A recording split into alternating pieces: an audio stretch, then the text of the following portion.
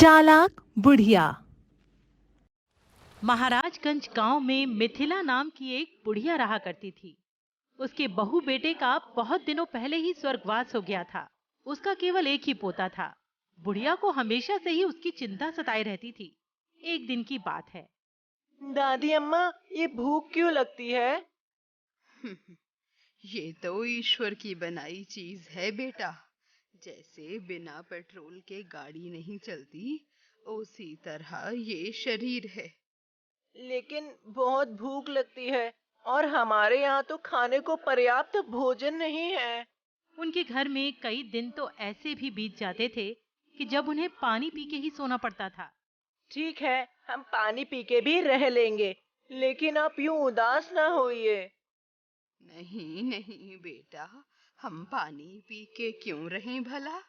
अरे आज तो मैं तेरे लिए पकवान लाऊंगी, सब्जी, पूड़ी, लड्डू।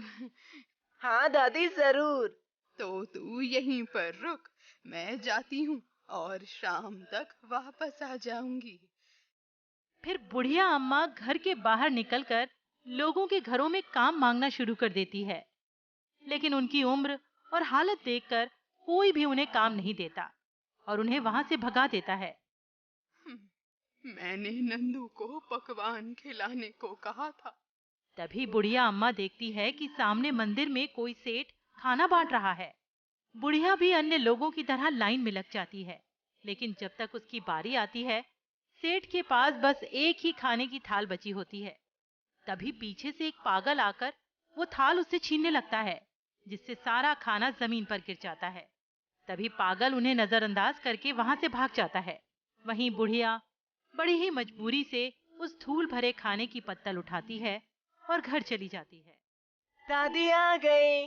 दादी, आप पूरी सब्जी लाई हो ना? हाँ बेटा, अब ये ले। फिर मिथिला नंदन को अपने हाथ से खाना खिलाती है ताकि धूल की तरफ का खाना उसके पेट में ना जाए। वहीं रात के समय अचानक से नंदन का सिर तेज बुखार से तपने लगता है, लेकिन उनके पास इतने पैसे नहीं थे कि वो डॉक्टर को बुला ले। फिर वो आसपास में पड़ोसियों से मदद लेने की कोशिश करती हैं।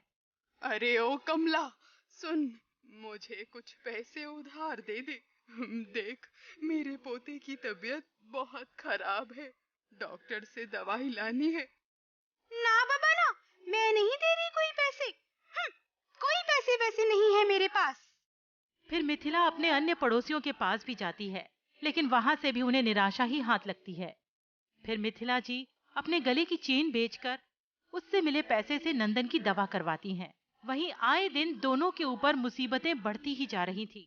ऐसे ही एक दिन रीमा और सुनील की मृत्यु के बाद हमारा जो भी था वो उस दुष्ट लाला ने धोखे से हड़प लिया। जिसके बाद बुढ़िया एक गहरी सोच में डूब जाती है और कुछ देर बाद एक खुराफाती सी मुस्कान उसके चेहरे पर छा जाती है।